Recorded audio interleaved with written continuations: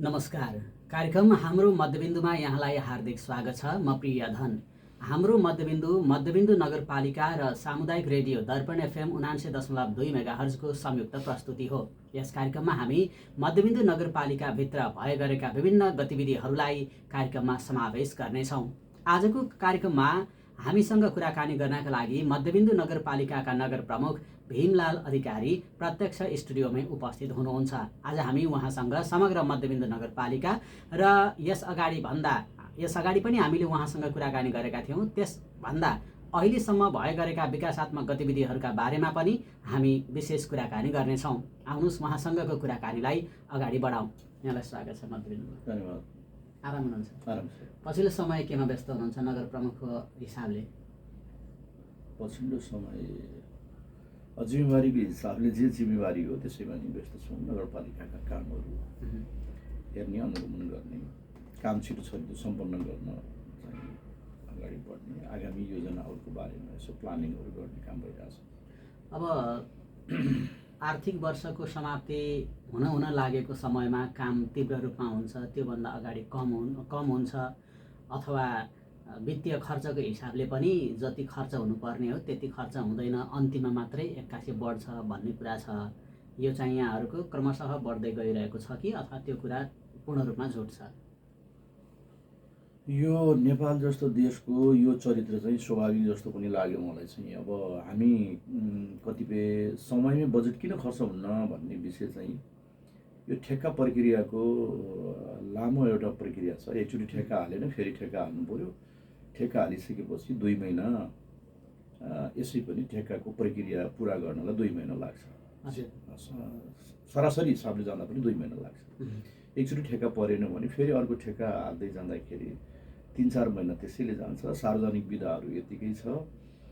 यी सबै कुराहरूले गर्दा एकातिर त्यो समस्या छ भने अर्कोतिर ठेक्का भइसकेपछि पनि अहिले अब देशको एउटा विषम परिस्थिति देखिरहनु भएको छ। अब अहिलेको अवस्था त झन् एउटा जटिल अवस्था चाहिँ छ। अनि हामीसँग अर्को कुरा के रहेछ भने बजेटको कुरा पनि हामीले योजना बनाउँछौँ, विभिन्न स्रोतहरूलाई अनुमान गरेर हामी बजेट बनाउँछौँ। ती स्रोतहरूमध्ये कतिपय स्रोतहरू के हुन्छ भने जेठको असारको अन्तिममा मात्रै त्यो स्रोत चाहिँ हामीले प्राप्त गर्छौँ, जुन कुरा राजस्वको कुरासँग जोडिन्छ। हामीले कतिपय माटो, खोलाको गिटी ढुङ्गा लगायतका तपाईँको अन्य स्रोतहरूलाई पनि राखेर योजना बनाइएको हुन्छ। त्यो हामीसँग त्यो बास्केटमा पैसै हुँदैन।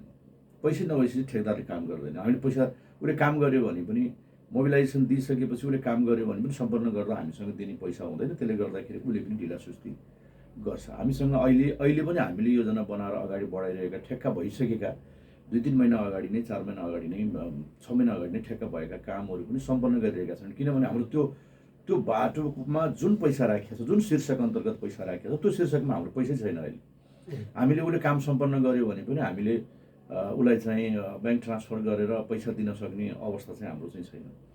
त्यो कारणले पनि तपाईँको कतिपय योजनाहरू ढिलासुस्ती हुने, प्रक्रियागत तपाईँको चाहिँ अलि लामो प्रोसेसहरू पनि छन्। अब हाम्रो सरकारी संयन्त्रभित्रका सार्वजनिक विधाहरूले पनि धेरै कुराका समस्याहरू चाहिँ हामीले झेल्नु पर्ने परिस्थिति बन्छ। यो सुरुमा त हामीले अब बजेट बनाइसकेपछि असार पछाडि फेरि असारमा किन आउँछ भन्ने खालको कुराकानी छ। असारमै आउनुपर्ने त अरू कारण त केही पनि छैन। पहिलो कुरो त हामीले बजेट परिचालन गर्न भदौसम्म हाम्रो चाहिँ खातै चल्दैन। त्यसपछि असोज, भदौपछि असोज कार्तिकको कुरा हुन्छ, दसैँ तिहारको चाडबाड हुन्छ, त्यो पुरै बिदा हुन्छ। अब लगभग 8-10 दिन मात्रै सबै संस्थाहरू खोल्छन्, सार्वजनिक विद्यालय, अब प्रशासनिक कामहरू सबै चाहिँ त्यो हिसाबले खोल्छ। अनि त्यो भदौ असोज चाहिँ गइसक्छ। त्यसपछि कार्तिक मङ्सिर लागेपछि ठेक्का हुन्छ। 2 महिना चाहिँ ठेक्का प्रक्रिया पुरा गर्नु 2 महिना लाग्छ। अनि कार्तिक मङ्सिर गइहाल्यो। अब यो यसै सरसर्ती नै तपाईँको चाहिँ छिटो छरितो गर्छु भन्दा पनि प्रोसेस चाहिँ लामै खालको, अति हामी चाहिँ दिनदिनै डे टु डे फलो गर्दाखेरि पनि यो काम चाहिँ अलिकति ढिलै हुने खालको अवस्था चाहिँ हुँदो रहेछ। अब अहिले बिदाको प्रसङ्ग जोडिरहँदा, ठ्याक्कै प्रसङ्ग निक्लाउँदा कुराकानी गरिरहँ। यहाँले वैशाख 2 गते मात्रै सूचना निकालेर नगरपालिकाको शैक्षिक क्यालेन्डर अनुसार विद्यालयहरू सञ्चालन गर्ने भन्ने पनि भएको थियो। नेपाल सरकारले चाहिँ वैशाख 15 गतेबाट भर्ना अभियान गरेर 21बाट कक्षा सञ्चालन गर्ने भनेको थियो। अहिले शैक्षिक क्यालेन्डर भनेको 2 गते 3 गतेबाटै भर्ना अभियानलाई अगाडि बढाउने भन्न खोजिएको हो। अब अहिले यो बिदाको विषयलाई शनिबार र आइतबार 2 दिन बिदा गर्ने जुन निर्णय भएको छ, अहिले यो अलि बहस र छलफलको विषय पनि छ। के को लागि, किन र यसले दूरगामी रूपमा पार्ने प्रभाव के हो भन्ने विषयका एकातिर एउटा पाटो छँदैछ। अर्कोतिर अब शैक्षिक क्यालेन्डर, शैक्षिक क्षेत्रमा जुन खालको निर्णय भयो कि अब 21 गतेबाट, वैशाखको 21 गतेबाट मात्रै नियमित कक्षा सञ्चालन गर्ने र अन्य 15 गतेबाट भर्ना अभियान चलाउने भन्ने खालको कुराकानी भयो।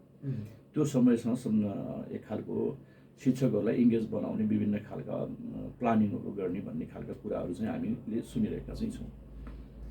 तर यो एकाएक जुन खालको यो निर्णय भयो, यो निर्णय चाहिँ वास्तवमा सोच विचारिकन भएको निर्णय सङ्घीय सरकारले अलिकति फर्केर हेर्नु पर्थ्यो। विगतमा शिक्षा क्षेत्रमा भएका चाहिँ तपाईँको अपरिपक्व निर्णयहरूले गर्दाखेरि अहिलेसम्म पनि शिक्षाले जुन चाहिँ वे पक्र्न पर्थ्यो त्यो खालको अवस्था देखिन्न। शिक्षामा धेरै खालका समस्याहरू चाहिँ छन्। त्यसको बारेमा म अहिले धेरै लामो व्याख्या चाहिँ नगरौँ। हामीले उत्पादन गर्न खोजेका नागरिक कस्तो हो भन्ने विषयलाई नै तयार नगरिकन अलिकति आयातित खालको सोच विचारहरूबाट हामी सतैमा कतिपय कुराहरू नभएकै होइनन्, धेरै राम्रो पक्षहरू पनि भएका छन्। फेरि सबै कुरा आलोचना मात्रै चाहिँ होइन, तर कतिपय कुरामा हामीले समय सापेक्ष हाम्रो चाहिँ करिकुलमलाई चेन्ज गरेर जानुपर्ने अवस्था चाहिँ देखिन्छ। त्यो विषयमा खासै छलफल बहस भएको हामीले अहिले पछिल्ला घडी पनि देखेनौँ। र अहिलेको शिक्षा मन्त्रीज्यूले, अहिलेको बनेको नयाँ सरकारले पनि शिक्षाको मोडालिटी चेन्ज गर्न जरुरी थियो। त्यसलाई चाहिँ अलिकति बहसको छलफलको माथिका विज्ञहरूदेखि लिएर, माथिका विज्ञहरू मात्रै होइन, धरातलमा आधारभूत तहसम्म त तपाईँको विद्यालय शिक्षाको बारेमा राम्रो अनुभव प्राप्त गरेका र शिक्षामा हामीले के चिज खोजिरहेका छौँ र के चाहिँ उत्पादन भइरहेछ भन्ने फल चाख्ने त पहिला चाहिँ तपाईँको जो विद्यालयमा डे टु डे काम गरेका 20 वर्ष 30 वर्ष काम गरेका छन् उहाँहरूले त्यो फलको रस चाख्नु भएको छ। त्यस भएर हामीले उत्पादन गर्न खोजेको चाहिँ तपाईँको बिरुवा र त्यसबाट चाहिँ हामीले खोजेको चाहिँ फलको रस कस्तो हो भन्ने चिजलाई चाहिँ उहाँहरूले बुझ्नु पर्थ्यो। आधारभूत तहसँग पनि हामीले यो छलफल बहस गर्नु पर्थ्यो। यो चिजमा अलिकति कमी भयो। एकाएक अहिले के भनियो भने पहिलो कुरो प्राइमेरी लेभलसम्म परीक्षा नलिने भन्ने खालको कुरा आयो।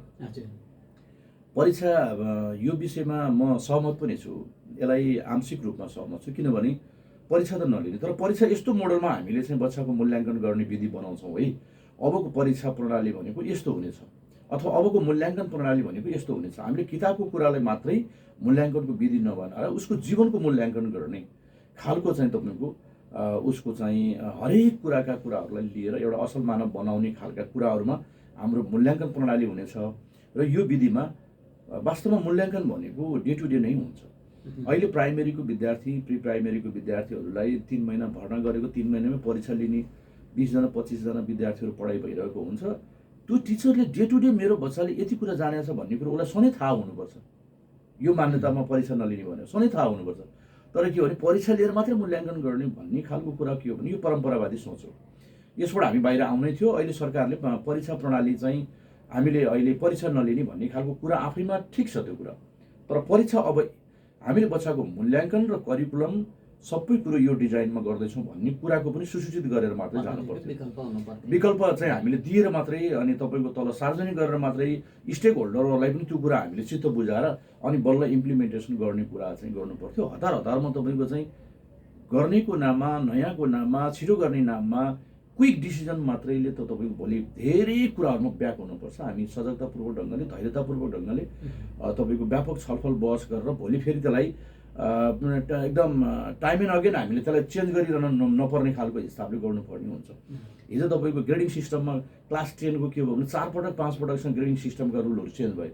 हामीले त के भने यो ग्रेडिङ सिस्टममा चाहिँ नतिजा प्रकाशन हुनै सक्दैन भनेका कतिपय नतिजाहरू चाहिँ छन्, जुन कुरा परीक्षा लिइसकेपछि पनि पुरानै ग्रेडिङ सिस्टममा चाहिँ तपाईँको नतिजा प्रकाशन गरेका उदाहरणहरू तपाईँ हामीले देखेकै छौँ। त्यसो भएर यो के हो भने यो हचुवाको तपाईँको चाहिँ मोडलमा बनाइएका कुराहरूले शिक्षा क्षेत्रलाई तहस नहस बनाउँछ। तर परीक्षा प्रणाली म पनि भन्छु, हाम्रो मध्यबिन्दु नगरपालिकाले पनि हामीले यहाँका प्रधानाध्यापकहरूसँग बसेर हामीले धेरैचोटि छलफल पनि गऱ्यौँ यो कि अब हामी यो ट्रेडिसनल पाराले परीक्षा प्रणाली भनेर यसलाई त्यसरी लिनु हुँदैन, मूल्याङ्कन प्रणालीलाई रूपान्तरण गरौँ। भनेर हामी पहल गऱ्यौँ। यसपटक हामीले यो प्री प्राइमेरीको कसरी पनि अब पेपर दिएर परीक्षा लिने र शुल्क उठाउने कुरा चाहिँ यो नगर्नु होला भनेर निर्देशन गरिसकेका छौँ। हामीले यो वर्ष 3 सम्म चाहिँ परीक्षालाई चाहिँ तपाईँको परीक्षा यो पुरानो परम्परावादी शैलीको परीक्षालाई हटाएर नयाँ तरिकाबाट मूल्याङ्कन गर्ने विधि बनाएर जाऊँ भनेर हामीले डिस्कसन गरेकै थियौँ। नेक्स्ट इयर लागू गरौँला भन्ने पनि साथीहरूले सुझाव दिनुभयो। यही वर्ष हामीले प्रयत्न गरेका थियौँ, तर सङ्घीय सरकारले परीक्षा प्रणालीलाई हटाउने कुरा र अब नयाँ ढङ्गले उसले पक्कै पनि केही विकास गर्छ, त्यो कुरा राम्रो कुरा हो। म त्यसलाई चाहिँ एकदम मुक्त कण्ठले म प्रशंसा गर्न चाहन्छु। र अहिले पछाडि जुन शैक्षिक सत्रको विषयमा एकदम पेचिलो बहस र मान्छेहरू एकदम नतमस्तक भएर के गर्न खोज्या, कसरी जान खोज्या, के गर्छ कि अथवा के गर्न खोजेको होला भन्ने खालको पनि छ। अनि बोल्दाखेरि फेरि भर्खर बनेको नयाँ सरकारलाई विरोध गर्यो भन्ने खालको मान्छेले एकछिन हेर्न पनि खोजेको या टेरेन भन्ने पनि कुरा हुन्छ। अनि कम्फोर्टेबल्ली अहिले के छ भने हेरौँ न त, यत्रो जनताले मत दिएको चाहिँ शक्ति हो, ल के गर्दो रहेछ नि हेरौँ भन्ने पनि मान्छेहरूले एउटा मौन ढङ्गले चाहिँ एक खालको समर्थन पनि गरिरहेको छन्। तर हामीले यसलाई कसरी हेरिरहेका छौँ भने हामी सङ्घीय सरकारको एग्नेस्टमा जाने विषयको कुरा हुन सक्दैन, तर हामी सुझाव राख्ने कुरा र हामीले पनि कतिपय सुझावहरू सल्लाहहरू दिने कुराहरू चाहिँ हुन्छन् स्वाभाविक रूपमा। कतिपय स्थानीय सरकारका तपाईँको चाहिँ एकल अधिकारका कुराहरू पनि संविधानले तोकेका कुराहरू पनि छ। त्यो कुरालाई पनि सङ्घीय सरकारले फेरि प्रदेश र स्थानीय सरकारहरूले गर्ने कामहरूमा पनि आफैले सबै कुरा चाहिँ गर्न खोज्यो भने त्यो कुरा पनि कन्ट्रोभर्सी हुन्छ। त्यसले पनि कतिपय कुराहरू कन्फ्लिक्ट चाहिँ सिर्जना हुने खालको अवस्था हुनसक्छ। र अहिले विद्यालय चाहिँ तपाईँको वैशाख 31 गतिबाट के अरे वैशाखको 21 गतिबाट सञ्चालन गर्ने भन्ने कुरा हामीलाई त यसको बारेमा किन गरिँदैछ भन्ने विषय नै जानकारी छैन। के को लागि गरिन्छ? फ्युल नभएको कारणले, फ्युलको क्राइसिसको कारणले गरिरहेछ कि फ्युलको क्राइसिस हो भने मफसलका विद्यालयहरू फ्युल नभएर गाडी नचढेर पनि विद्यार्थी पढ्न सक्छन्। जो आज बालबालिकाहरू तपाईँको हिजो एसई परीक्षामा विद्यार्थीहरू पढ्न पाएनन्, 20 गते करिब तपाईँको 18-20 गते 15 गतेदेखि 20 गतेदेखि तपाईँको चैतको 20 गतेदेखि विद्यालयहरूबाट बाहिर छन् विद्यार्थीहरू। अब तपाईँको चाहिँ 20 कम्तीमा 1 महिना विद्यार्थीहरू फ्रिली तपाईँको यसरी घुम्यो भने विद्यार्थीहरूको पठन पाठन आदि सबै कुराका कुराहरूमा पनि त्यसले डिस्टर्बेन्स ल्याउँछ। अर्को कुरा धेरै चाडपर्व सार्वजनिक यत्रो विधाहरू छ। हामी एउटा आश्चर्यचकित केमा छौँ भने अब यो करिकुलम अहिलेसम्म चेन्ज गर्ने कुराको छलफलै छैन। यो वर्ष चेन्ज गरेर चेन्ज हुँदैन। यो वर्ष पाठ्यपुस्तक लागू भइसक्यो, अनि यो वर्ष चाहिँ करिकुलम त्यही हो पढाउने। त्यही करिकुलम पढाउने हो भने 220 दिन स्कुल खोल्नुपर्छ भनेर त्यो करिकुलम चाहिँ डिजाइन गरिएको छ। पाठ्यपुस्तक त्यही अनुसार बनाएको छ। 205 दिन त कक्षा कोठामा तपाईँको क्रेडिट आवर जसलाई चाहिँ हामी टिचिङ आवर भन्छौँ, त्यो क्रेडिट आवरमा 205 दिन छ। 205 दिन कसरी पुर्याउनुहुन्छ? तपाईँले अहिलेको विधा हेर्नुभयो भने तपाईँले वैशाखको 21 गतिबाट स्कुल चलाउँदाखेरि र सार्वजनिक विधाहरू हेर्नुभयो भने स्थानीय सरकारले विद्यालयले आफै स्थानीय 5 दिन विधा दिन पाउने अधिकार छ। स्थानीय सरकारले 5 दिन त्यहाँको लोकालिटीको अवस्थालाई हेरेर 5 दिन विधा दिन पाउँछ। प्रदेश सरकारले 5 दिन दिन्छ, 15 दिन दिन्छ। कतिपय कुरा भइपरि आउने खालका विधाहरू यत्तिकै पनि इमर्जेन्सी विधाहरू चाहिँ हुन्छन्। अनि बर्खाका विधाहरू पनि तपाईँको कतिपय एकदम वर्षायाममा विद्यालय चलाउनै नसकिने खालको परिवेश परिस्थिति त्यस्तो खालको अवस्था सिर्जना हुन्छ। जाडोमा भयङ्कर जाडो तपाईँको त्यो साह्रो पऱ्यो भने त्यति बेला पनि विद्यालय बन्द गर्नुपर्ने, तराईमा समेत गर्नुपर्छ भने हिमाली जिल्लाहरूमा त यो ठुलो असर यसले झन् गर्छ नै। तपाईँ सबै चिज घटाएर हेर्नुभयो, सार्वजनिक विधा हेर्नुभयो, अहिले चाहिँ यसै पनि आइतबार मात्रै विधा गर्दाखेरि पनि कति दिन विधा हुने भयो भन्दा 52 दिन त यसै एक्स्ट्रा भइहाल्यो। यी सबै कुरा 52 जोड्नुहोस्। अब तपाईँको चाहिँ यी सबै जोड्दै जाँदाखेरि जम्मा विद्यालय खुल्ने पढ्ने दिन भनेको 134 दिन हुन्छ। यो अभिभावकहरूले बुझ्न जरुरी। यहाँको एउटा बौद्धिक सर्कलले, विद्वान मित्रहरूले र आम अभिभावकले यो कुरा बुझ्न जरुरी। यो चाहिँ शिक्षा मन्त्रालयमा यो डिस्कसन किन भएन? हामीले सबै क्यालकुलेट गरेर हेऱ्यौँ। उहाँहरूले जसरी विधा र तपाईँको चाहिँ वैशाखबाट स्कुल चल्ने कुरा गर्नुभएको छ, 134 दिन मात्रै स्कुल खुल्छ। 134 दिन स्कुल खुलेर जहाँ हामी 205 दिनको र 220 दिनको 220 दिन स्कुल खोल्ने, 205 दिन चाहिँ तपाईँको कक्षा सञ्चालन गर्ने र क्रेडिट आवर त्यही अनुसार पाठ्यपुस्तकहरू बनाइएको छ। जुन कुरा चाहिँ 205 दिन स्कुल नचलाइकन त्यो क्रेडिट आवर पुरा हुँदैन र पढाइ सकिन्न, पढाइ नै नसकिकन आधा किताब पढाएर परीक्षा लिने भन्ने चिज पनि निर्णय हुँदैन होला। त्यही भएर यो लजिक चाहिँ आफैमा अहिले चाहिँ अलिकति मिलेन। सङ्घीय सरकारले यसलाई विज्ञान तथा प्रविधि मन्त्रालयले चाहिँ इन्धन आपूर्तिमा समस्या भएका कुरालाई मध्यनजर गरी भनेर मात्रै सूचना निकालेको छ। नै इन्धन आपूर्ति भएको कुरा पनि सरकारले त इन्धनलाई पैसा दिएको छैन। सरकारले त कुनै सामुदायिक विद्यालयलाई इन्धनलाई पैसा दिएको छैन। सरकारले त सामुदायिक विद्यालयको बिजुली, बत्ती, पानी, त्यहाँको टोयलेट लगायतका कामहरूमा कहीँ पनि पैसा छैन। सरकारले दिएको पैसा के छ भने त्यही शिक्षकहरूलाई र अलिकति पूर्वाधारलाई र केही कतिपय शिक्षकहरूलाई दिएको छ। र अरू सबै अभिभावकहरूले आफूले पैसा तिरेर सामुदायिक विद्यालयमा स्कुल पढाउनु पर्ने बाध्यता एकातिर छ र अर्कोतिर त्यो फ्युलको पैसा पनि सरकारले त तिरेको छैन नि। सरकारलाई यसको के बोझ भयो त? सरकारले त जति फ्युल आएको छ त्यसको त त्यसको आधारमा तपाईँको चाहिँ प्रफिट लिएरै राखेकै छ। आयल निगमले त कन्ज्युम गरेको तेलमा त निश्चित पर्सेन्ट त बढाएर लिएकै छ नि त। त्यसो त सरकारलाई त त्यो विषयमा घाटा छ जस्तो मलाई चाहिँ लाग्दैन, किनभने अनुदान दिए भए सरकारले अहिले चाहिँ तपाईँको भन्न त आयल निगमले अहिले पनि घाटा परेछ भनेर छ। तर अब त्यता प्रवेश नगरौँ। घाटा त के छ भने नेपालमा तपाईँको चाहिँ यसरी संस्था जुन ढङ्गले चलिरहेछन् ती त कहिले नाफामा जाँदैनन्, कहिले नाफामा जाँदैन। त्यही भएर प्राइभेटाइजेसनको कल्पना गरिएको पनि त्यही कारणले हो भन्ने मलाई चाहिँ लाग्छ। यो प्राइभेटलाई कुनै संस्थालाई दिएको भए पनि नाफा हुन्थ्यो होला। म त्यतातिर अलि जान चाहन्न। तपाईँले शिक्षाको पाटोमा धेरै फोकस गरिरहनु भएको छ र नगरपालिकाको विषयमा फोकस गर्नु भएको छ, त्यतैतिर चाहिँ अगाडि बढौँ जस्तो मलाई लाग्छ। ठिक छ। अब समग्र शिक्षा पद्धतिलाई हेर्दा मध्यबिन्दु नगरपालिकासँग एकदम गौरवको रूपमा जोडिएको हाम्रो खुसीले अहिले देशभरि नै चर्चा पाएको छ। अहिले त स्याङ्जाको कालीगण्डकी गाउँपालिकाले पनि लागू नै गरिसकेको छ। यो मानेमा मध्यबिन्दु नगरपालिका अब देशकै प्रथम पनि भएको छ, खुसी पनि हुनुपर्ने छ। पाठ्यवस्तु खुसी सँगसँगै विद्यार्थीहरूको खुसी करिब 1 वर्ष पूर्ण रूपमा र त्यस अगाडि 2081 सालदेखि नै यो सुरु गरिएको थियो भनेपछि 81 र 82 दुईटै शैक्षिक सत्र सम्पन्न भएको छ। त्यो शैक्षिक सत्रमा अहिलेसम्म हाम्रो खुसीले प्रभाव पारेको छ भन्ने कम्तीमा पनि 2 वर्षमा थोरै 20 को 19 भएको पाउनु भएको छ।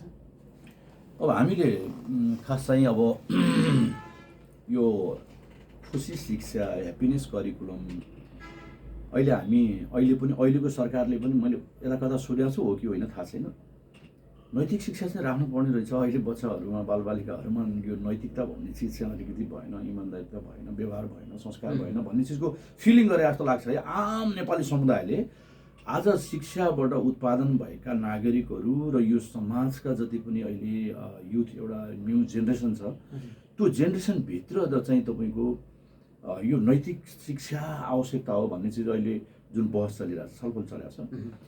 नैतिक शिक्षा नैतिकवान बनाउने चिज हो भने हाम्रो खुसी पाठ्यक्रम मान्छेको व्यवहार, सोच, दृष्टिकोण र उसका सबै कार्यगत व्यवहारहरूलाई रूपान्तरण गर्ने र एउटा असल मानव बनाउने यो नैतिक शिक्षाको एउटा सामान्य कोर्स भन्दा त्यो नैतिक शिक्षा ह्याप्पिनेस करिकुलमको एउटा पार्ट हो। त्यसको एउटा पार्ट हो। तपाईँ ह्याप्पिनेस करिकुलम हाम्रो खुसी पाठ्यक्रम बृहत तपाईँको चाहिँ मानव मूल्य शिक्षा हो। यसलाई यसरी हामीले हेरौँ। त्यसो भएको हुनाले नैतिक शिक्षालाई राखेर हामीले चाहिँ नैतिक शिक्षा पढाइरहेको पाठबाट र हाम्रो खुसी पाठ्यक्रमबाट पढाइरहेको पाठको भावबाट यो मानव जीवनमा, यो प्रकृतिमा, यो समाजमा देखिने असल अभ्यासहरू, व्यवहारहरू, संस्कारहरू, सोचहरू, मानव मूल्य भ्यालु बेस एजुकेसन हो। यो भ्यालु बेस भनेको तपाईँको हाम्रो यो समाजमा अहिले जति हेर्दै जानुभयो मान्छेहरूमा जुन खालका समस्याहरू चाहिँ छन् ती समस्याहरू त हामीबाटै छन् भन्ने खालको कुरालाई उसले प्रष्ट पारिदिन्छ र हाम्रा सम्बन्धहरूदेखि लिएर सबै कुरामा यसले फरक प्रभाव पार्छ भन्ने सोचका साथ चाहिँ अगाडि बढेको।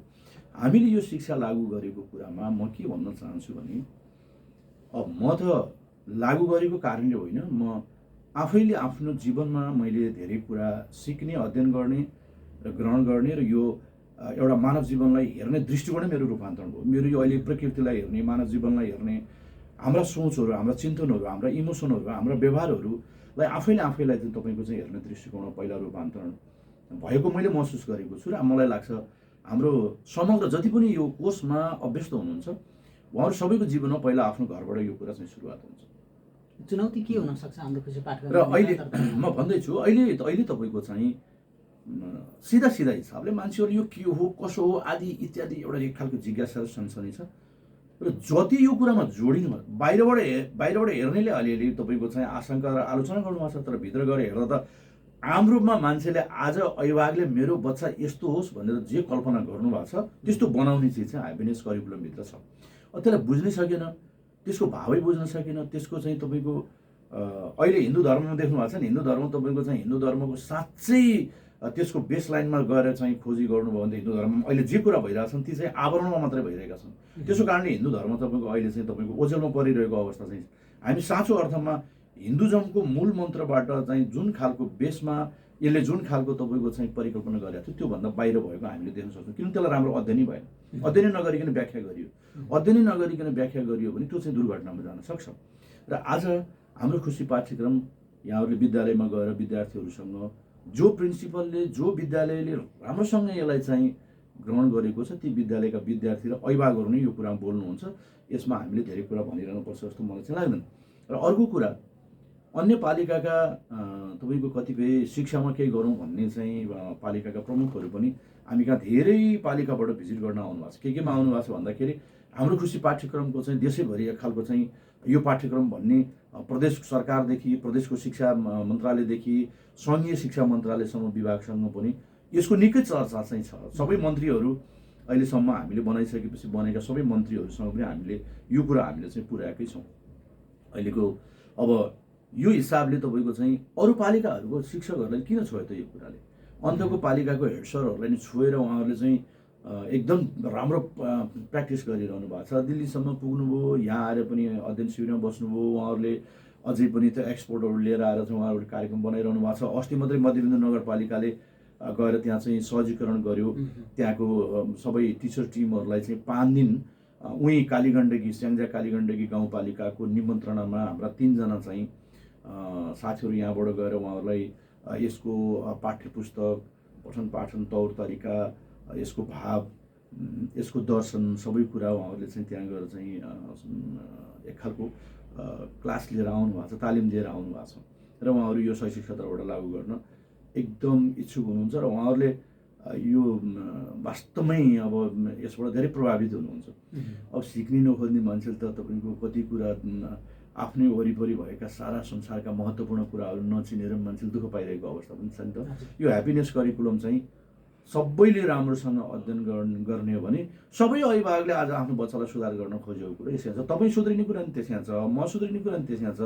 तपाईँले हरेक चिजको समस्याको समाधान त्यहीँ पाउनुहुन्छ। अब के हो यो ह्याप्पिनेस करिकुलम भनेर भन्यो भने त मलाई एकदम छुट्टै चाहिँ रेडियोबाट चाहिँ तपाईँले मेरो ह्याप्पिनेस करिकुलमको बारेमा तपाईँको बुझाइ के हो भनेर मलाई 45 मिनट तपाईँले अथवा 40 मिनट 30 मिनट मलाई भन्न दिनुहोस् कि एउटा बच्चाको जीवनमा ह्याप्पिनेस करिकुलमले एउटा अभिभावकले खोजेको के हो र त्यो चिजले बच्चालाई पार्ने प्रभाव के हो भन्ने कुरा म त्यसमा मात्रै म सरसर्ती म ब्रिफिङ गरिदिन्छु। त्यसले आम अभिभावकहरूले यो रेडियो मार्फत पनि तपाईँको चाहिँ साँच्चै बच्चाहरूमा यो कुरा सुधार हुने चिज छ भने त त्योभन्दा राम्रो त के हो र हामीले खोजेकै यही हो भन्ने अनुभूति चाहिँ गर्नुहुन्छ।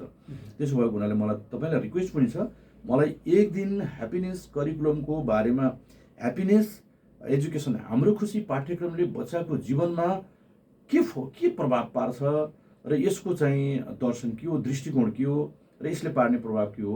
म धेरै दर्शनको विषय भन्दा पनि तपाईँको चाहिँ यसले पार्ने बालबालिकामा प्रभाव के हो र हामी के पढाउँछौँ भन्ने चिज चाहिँ म तपाईँलाई स्पष्ट ढङ्गले अभिभावकहरूले बुझ्ने भाषामा, सरल भाषामा मैले यो कुरा चाहिँ अर्को पिरियडमा पनि म राख्छु। अब प्रशासनिक कुरातर्फ जाउँ अलिकति। यहाँसँग फागुन 21 को चुनावभन्दा अगाडि पनि हामीले कुराकानी गरेका थियौँ र त्यति बेला भदौ 23-24 को आन्दोलन पश्चात सरकार गठन प्रक्रिया सँगसँगै त्यहाँबाट वितरित हुने रकमका कारणले केही महत्त्वपूर्ण योजनाहरू अलपत्र पर्ने अवस्था छन् भन्ने थियो।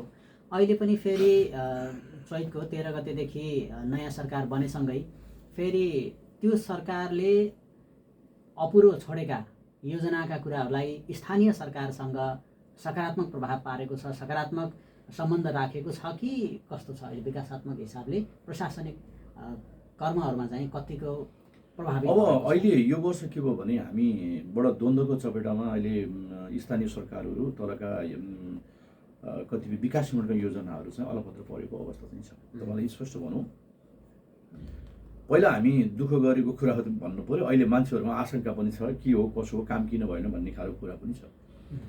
निकै दुःख गरेर हामी अब परिस्थिति पनि त्यही हो, हामीसँग बजेट कम छ, थोरै बजेटले धेरै काम गर्न पर्ने अवस्था छ।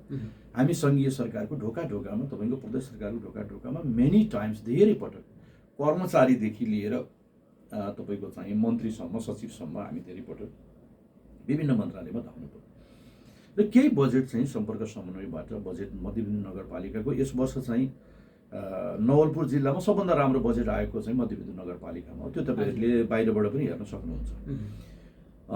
त्यो बजेट चाहिँ इम्प्लिमेन्टेसन गर्ने विषयमा अब हामी एकदम खुसी पनि भयौँ। यो वर्ष हामीले पूर्वाधारमा चाहिँ मध्यबिन्दु नगरपालिकाले एउटा छलाङ मार्ने भयो।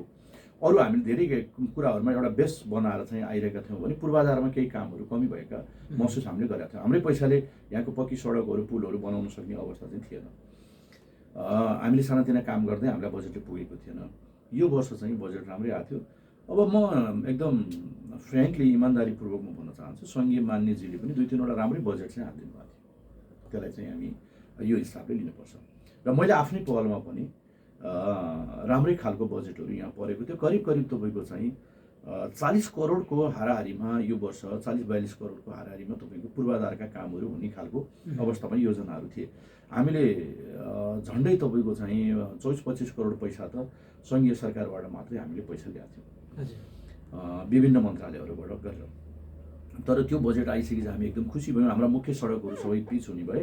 अब नेक्स्ट इयर चाहिँ अब शाखा सडकहरूमा जान पाइयो। पूर्वाधारमा पनि मध्यबिन्दु भन्ने खालको चाहिँ देखिने भयो भन्ने हामी एकदम हर्षित थियौँ। र त्यो हर्ष चाहिँ हाम्रो भदौको 23 र 24 गतिको घटना पछाडि तपाईँको चाहिँ विस्मातमा परिणत भयो। किनभने योजनाहरू कार्यान्वयन नै भएनन्, सबै योजनाहरू होल्डमा बसे। र पछिल्लो घडी फेरि तपाईँको चाहिँ स्थानीय सरकारहरूका विभिन्न एक खालको प्रेसरबाट पनि अनि ती योजनाहरू ठेक्का भइसकेका योजनाहरू चाहिँ कार्यान्वयन गर्ने भनेर चाहिँ फेरि परिपत्र भयो। तर ठेक्का नभएका योजनाहरू फर्कियो। हाम्रो मध्यबिन्दु नगरपालिकामा 6 करोडको योजना 6-7 करोडको योजना फर्कियो होइन, फर्किएको अवस्था छ। त्यो चाहिँ अब यो वर्ष आउने खालको अवस्था चाहिँ छैन। र अरू योजनाहरू कार्यान्वयनको दिशामा जाने भन्ने ढङ्गले अगाडि बढ्दै जाँदा पछिल्लो घडी के भयो, अब काम त्यो उनीहरूको त्यो आशय मूल्याङ्कन सबै कुरा गर्दाखेरि समय लाग्ने भयो। त्यो समय लाग्दै जाँदा ढिलो भयो। अब त्यो ढिला तपाईँको प्रक्रिया भएको कारणले, परिपत्र ढिलो भएको कारणले गर्दाखेरि योजनाहरू अहिले आएर के भयो भने अहिलेसम्म काम दनादन काम भइसक्थ्यो, पक्की सडक पिच सडक बनिसक्थे। तर भइदियो के भन्नुहुन्छ भने तपाईँको चाहिँ अहिले डिजल छैन, अहिले अलकत्रै छैन। अलकत्र किन्न चाहेर पनि पाएको छैन। डिजल चाहिँ तपाईँको हिजोको मूल्य र आजको मूल्य डबल भयो। डबल भइसकेपछि त ठेकेदारले आफूलाई घाटा हुने गरी रिस्क मोलेर किन जान्छ। त्यसो भएको हुनाले देशका ठुला चाहिँ आयोजनाहरू योजनाहरू पनि र अहिले साना योजनाहरू पनि सबै ठप्प छन्, होल्डमा छन्। कोही पनि निर्माण व्यवसायले सामान्य कामहरूमा गरेर गर्नु भएको छ। तर पक्की सडक बनाउने, यो कालोपत्री गर्ने, यो कङ्क्रिटको काम गर्ने कतिपय स्थानीयकै हामीले ठेक्का निकालेको अहिले ठेक्का गएकै छैन।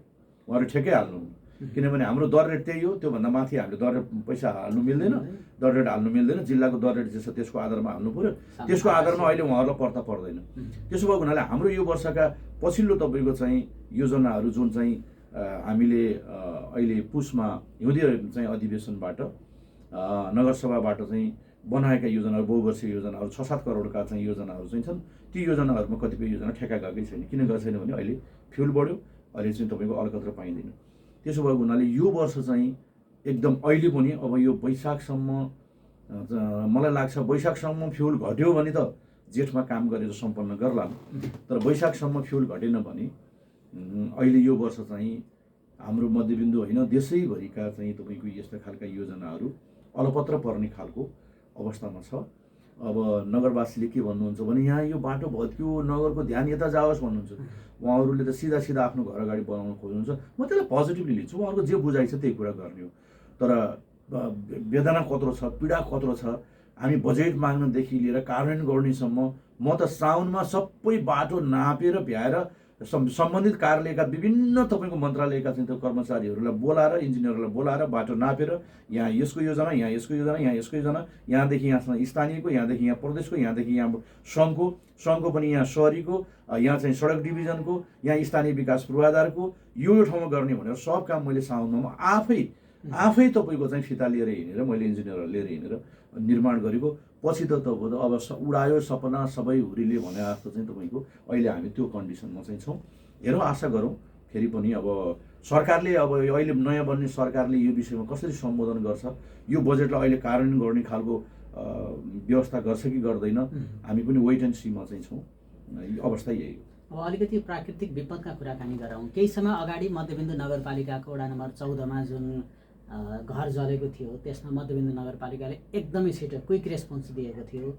त्यो सबैजनाले देखेको कुरा प्रशंसनीय छ। अब सधैँ आलोचना खेपिरहनु पर्ने एउटा विषय भनेको त्यही नारायणी नदी, जहाँ वर्षेनी बाढी डुबान भइरहने र प्रत्येक पटक यहाँहरू निरीक्षण अनुगमनमा गइरहने अनि गाली खाइरहने सधैँ हुन्छ। यो त बर्खाभन्दा अगाडि थाहा थियो, यो मेयरले किन गरेन, यो पालिकाले किन गरेन भनेर आइरहने प्रश्न, त्यसको लागि अब यो वर्ष पूर्व तयारी के छ? अब दैवी प्रकोप भनेको यो प्रकृतिको एउटा स्वचालित नियम हो। हामीले प्रकृतिसँग हामी जुझ्न सक्दैनौँ, त्यसलाई थोरै हामी सतर्कता र व्यवस्थापन गर्ने मात्रै कुरा हो। अब नारायणी नदी नै नआउने बनाउन पनि सकिँदैन। नारायणी नदी कत्रो आउँछ, कसरी आउँछ भन्ने विषयको पनि यो आकलन कसैले गर्न सक्ने अवस्था हुँदैन। हामीले विगतमा पनि नारायणी नदीको जहाँबाट कटान हुने खतरा छ त्यो ठाउँमा चाहिँ हामीले एकदम क्विक रेस्पोन्स दिएर सेरी बचाएको। त्यो म एकदम सेरी त्यहाँका जनताहरूले थाहा छ, मैले झुटो कुरा म चाहिँ गर्दिनँ। नगरपालिकाकै लगानी गरेर पनि अब सङ्घबाट पैसा नहुँदै पनि हाम्रै बलमा पनि तपाईँको चाहिँ हामीले सङ्घसँग पनि अनुनय विनय गरेका थियौँ। विपदको पैसा हालिदिनु पऱ्यो भनेर अर्थमन्त्रीदेखि प्रधानमन्त्रीसम्म मैले ध्यान आकर्षण गराएँ। त्यो बेला चाहिँ तपाईँको हामीले त्यहाँ रोक्यौँ। पछि चाहिँ अब अहिले बनाइरहेको तटबन्ध हेर्नुभयो भने, अब बन्ने तटबन्धहरू हेर्नुभयो भने हाम्रा यी सबै पहल कदमीले तपाईँको चाहिँ अहिले सङ्घीय सरकारको जुन चाहिँ ध्यान पुगेको जस्तो लाग्छ, काम चाहिँ हुँदैछन्। अब सबै कुराको चाहिँ रोकआउट गर्ने भनेको त यो विश्वका कहीँ पनि सरकारले यो कुरा गर्न सक्दैन। त्यत्र समुद्री चाहिँ तपाईँको आँधी सुनामीहरू आएर पनि त भत्काएकै अवस्था छ नि त। तर त्यहाँ गर्न पर्ने कामहरूमा चाहिँ काम चाहिँ भइरहेको अवस्था छ, हामीले गरिरहेकै छौँ। अब कन्टिन्यू त्यसलाई हामीले सतर्कता अप्नाइरहेका छौँ। अब त्यस्तो विपत्ति नजाओस्, नपरोस् भन्ने पनि हाम्रो कामना हो। र अन्य ठाउँहरूको पनि विपद व्यवस्थापनको विषयलाई हामीले नगरपालिकामा पनि क्विक रेस्पोन्स दिने गरी हाम्रो टिम छ। वडा स्तरमा त्यो टिम हामीले बनाएका छौँ। हामीले विगतमा पनि ठुलो तपाईँको विपत्ति पटक नारायणी नदीको डुबान चाहिँ पर्ने अवस्था चाहिँ छ। त्यो डुबानमा दसैँको नवमीको दिन पनि म चाहिँ विपद व्यवस्थापनकै विषयमा जनताको घर दैलोमा रासन पानी लत्ता कपडा बाँड्न व्यस्त नै थिएँ। त्यो वर्ष त हामीले दसैँको खास अनुभूति नै गरेनौँ। अष्टमी नवमीसम्म पनि हामी चाहिँ जनताकै घर दैलोमा थियौँ। र पाहाडतिर त अब यो आगलागीका अवस्थाहरू सिर्जना हुन्छन्। अब अज्ञानताका कुराहरू पनि छ, कतिपय लापरवाहीका कुराहरू पनि छ। त्यो कुरा भइहाल्छ, त्यसलाई हामीले रेस्पोन्स गर्ने बाहेक अरू हामीसँग विकल्प छँदा पनि छैन। हामीले उहाँहरूलाई तुरुन्तै आगो लागेकै दिन, त्यही दिन नै बेलुकी नै हामीले वडाध्यक्षज्यूको नेतृत्वमा यहाँको चाहिँ नगर प्रहरीसहित चाहिँ रासन पानी पहिला चाहिने भनेको त खानेकुरा लत्ता कपडा औषधि आदि इत्यादि बोकेर हामी क्विक रेस्पोन्स गर्न गयौँ। भोलिपल्ट रेड क्रस, अरुणखोला रेड क्रस पनि हामी सँगसँगै जानुभयो। र अरू संस्थाहरूले पनि तपाईँको चाहिँ नागरिक आवाज लगायतका अरू थुप्रै संस्थाहरूले पनि सहयोग गर्नुभएको छ। र हामीले त्यो उहाँहरूलाई प्रति व्यक्ति घर बनाउन, रासन पानी बाहेक चाहिँ प्रति व्यक्ति घर बनाउनु फेरि 2 लाखको दरले हामीले त्यो पनि सहयोग गरेका छौँ। स्वास्थ्य पशु चौपायाहरूका विषयमा पनि हामीले औषधि उपचारहरू गर्न मेडिकल टिमै लिएर गरे पनि त्यही हामीले गराएको अवस्था चाहिँ छ। र अहिले घर बनाउन काम चाहिँ सुरु भएको छ। अब शिक्षासँग अन्तिममा एउटा प्रश्न सोधिहालेँ। यसअगाडि हामीले रेशम फेरेरी नेपालसँग कुराकानी गर्दा शिक्षा क्षेत्रमा हामीले पनि लामो समयदेखि काम गरिरहेका छौँ र मध्यबिन्दु नगरपालिकाले समन्वय गरेन, हामीलाई शिक्षा सम्बन्धी कुराकानीमा खासै खबर गर्दैन भन्ने एउटा गुनासो छ। संस्थालाई त्यसरी सम्बोधन गर्न सक्ने हैसियत रहन्छ नगरपालिकाको? होइन, उहाँहरूले अब यहाँ रेडियोमा आएर गुनासो गर्नुभएको छ, नगरपालिकामा आएर यो विषयमा त उहाँहरूले केही सरसल्लाह छलफल गर्नुभएको छैन होइन। उहाँहरूलाई हामीले बोलाउन पनि सक्छौँ। तपाईँहरूको कार्यक्रमहरू के हो, यहाँ सबै कुरा जानकारी गराएर गर्नुहोस् भनेर गर्नु पनि सकिन्छ, गर्नुपर्छ, त्यो गर्नुपर्छ होइन। अनि उहाँहरूले आफ्ना कार्यक्रमहरू के हुन् भनेर चाहिँ तपाईँको सार्वजनिक गर्ने, नगरपालिकामा गर्ने अनिवार्य गर्नुपर्ने शर्त हो त्यो चाहिँ होइन। उहाँहरूले हामीसँग चाहिँ अनुमोदन साँच्चै भन्यो भने कुनै पनि गैर सरकारी संस्थाहरू एनजिओ आइएनजिओहरूले नगरपालिकासँग अनुमति नलिकन केही पनि गर्ने अधिकार चाहिँ छैन, अधिकारै छैन। अब यी स्पष्ट कुरा यसरी बुझ्नु पऱ्यो होइन। र शिक्षामा उहाँहरूले के गर्न चाहेको र हामीले शिक्षामा जे चिज गर्न चाहिरहेको छौँ त्यसमा उहाँहरूले सपोर्टिङ गर्ने कुरा यो ठाउँमा हामीले सपोर्टिङ गर्छौँ है भनेर हामीलाई चाहिँ जानकारी गराउने हो। र त्यसको आधारमा हामीले पनि उहाँहरूलाई चाहिँ सहजीकरण गर्ने, सजेस्ट गर्ने हो। उहाँहरूले अलिकति काम चाहिँ शिक्षाको क्षेत्रमा उहाँहरूले बालबालिका, गरिब जेहेन्दार विद्यार्थीहरू अथवा विद्यालयका सानातिना कुराहरूमा सहयोग गर्नुभएको छ। त्यो सहयोगप्रति हामीले उहाँहरूलाई राम्रो गर्नुभएको छ भनेर धन्यवाद दिइरहेको छौँ। तर जति सहयोग गरिरहेको छ त्योभन्दा फेरि अरू कुरा नगरपालिकाले हाम्रो वास्तै गरेन भनेको के हो, त्यो गर्नुपर्ने कुरा के हो, त्यो कुरा उहाँले नगरपालिकामा आएर गर्दा राम्रो होला जस्तो लाग्छ मलाई होइन। अब उहाँहरूको पनि त अरू सबै कुराहरू गर्नुपर्ने कुरामा हामीले पनि सोच बनाउनु पर्ला। हुन्छ। अब अन्तमा मध्यबिन्दु नगरपालिकाको पहिचानसँग जोडिएको मध्यबिन्दु स्तम्भलाई यहाँले केही दिन अगाडि मात्रै शिलान्यास गर्नुभएको थियो, त्यसको बारेमा छोटकरीमा बताइदिनुहोस् न। अहिले धेरै समयमा यो भिम टावर अथवा यस्ता खालका चिजहरू बनाएर खर्च हो भन्नेहरूलाई त्यो मध्यबिन्दुको सभ्यता मध्यबिन्दुको पहिचान त्योसँग कसरी जोडिएको छ भन्ने कुरा प्रश्न पारिदिनुहोस् न।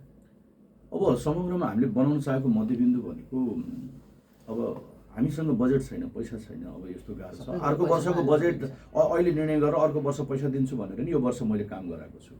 परिस्थिति कस्तो हो त्यो भनेको ऋण खोजेर गराएको थियो, नगरपालिकाले ऋण खोजेर गराएको थियो। नेक्स्ट इयर तपाईँले पैसा पाउनुहुन्छ तर अहिले गरिदिनुपर्छ है काम भनेर हामी त्यहाँसम्म पनि हामीले काम गरेको अवस्था चाहिँ छ।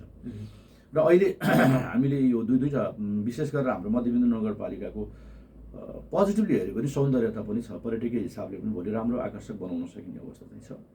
हाम्रो त्यो हेर्ने दृष्टिकोणमा हामीले रूपान्तरण गर्नुपर्छ।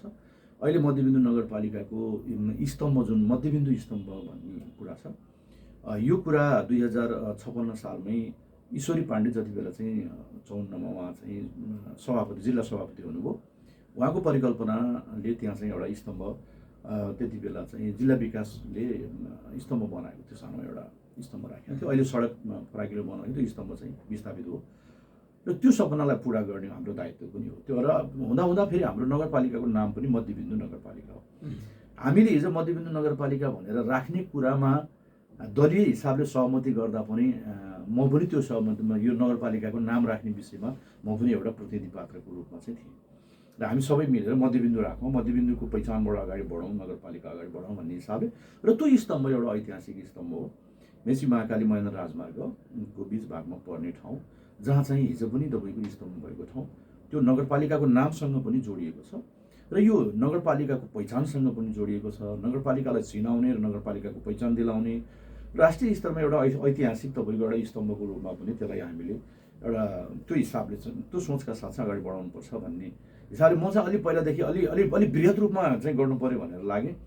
तर के भने सरकारी अब यो वनको कुरा अनि वाइल्ड लाइफको कुराहरूदेखि लिएर विभिन्न मन्त्रालयहरूको कन्सर्न हुने, त्यसमा धेरै मान्छेहरूलाई मैले चाहिँ तपाईँको विभागदेखि मन्त्रालयसम्म धेरै व्यक्तिहरूलाई सम्बन्धित निकायका व्यक्तिहरू लिएर त्यहाँ भिजिट पनि गराएँ। म धेरै पटक 3 पटक त सरकारी कर्मचारीहरू पनि फेरिनु भयो विभागमा, मन्त्रालयमा होइन, मन्त्रीहरू पनि फेरिनु भयो।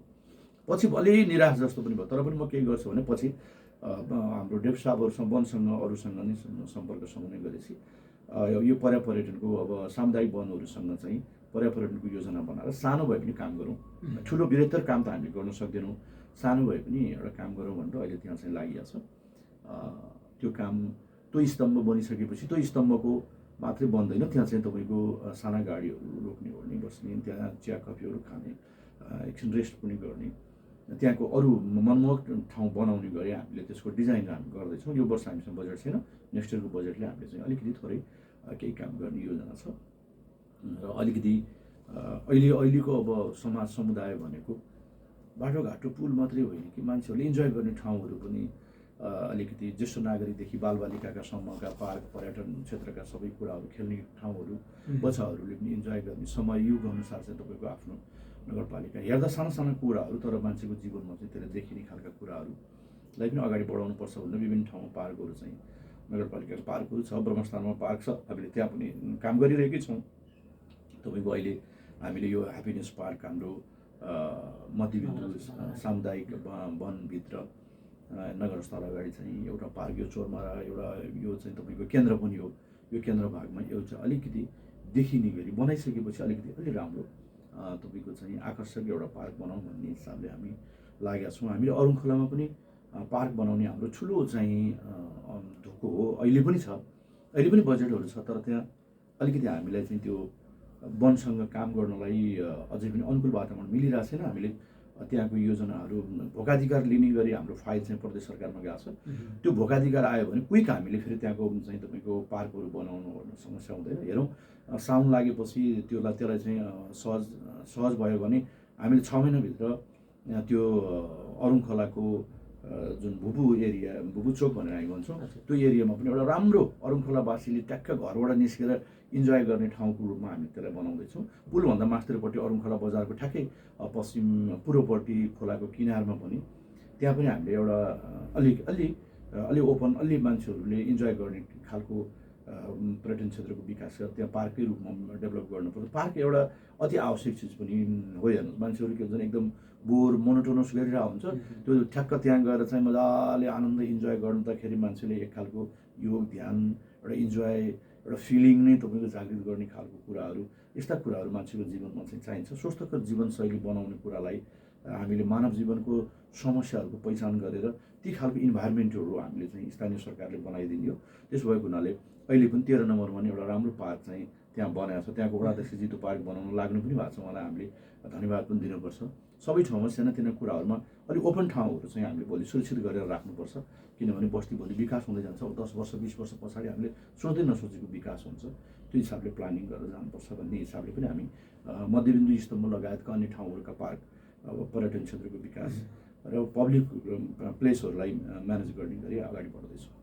हुन्छ, अत्यन्त व्यस्तताका बावजुद कार्यक्रममा उपस्थित भइदिनु भयो। यहाँलाई दर्पण FM परिवारको तर्फबाट र मेरो व्यक्तिगत तर्फबाट पनि यहाँलाई धेरै धेरै धन्यवाद। ल, यो दर्पण FM र प्रियजनजी, तपाईँले पनि यहाँ बोलाएर अहिलेका समसामयिक विषयवस्तुहरू जो पब्लिकमा एक खालको क्युरियोसिटी पनि हुने गर्छ, त्यस्ता विषयहरूमा प्रष्ट यहाँको चाहिँ नगरवासीलाई पब्लिकलाई के भइरहेको छ भन्ने विषयका कुराहरूलाई स्पष्ट पार्ने एउटा अवसर दिनुभयो। त्यसको लागि पनि म हार्दिक धन्यवाद दिन चाहन्छु। यति बेला हामीसँग कुराकानीका लागि हुनुहुन्थ्यो मध्यबिन्दु नगरपालिकाका नगर प्रमुख भीमलाल अधिकारी। उहाँसँगको यो कुराकानी सँगसँगै आजको कार्यक्रम हाम्रो मध्यबिन्दुको समय सकिने आँटेको छ। अर्को हप्ता पुनः अर्का एक अतिथिसँग कुराकानी गर्ने बाचाका साथ कार्यक्रम हाम्रो मध्यबिन्दुबाट म प्रिय धन पनि बिदा हुन चाहन्छु। नमस्कार।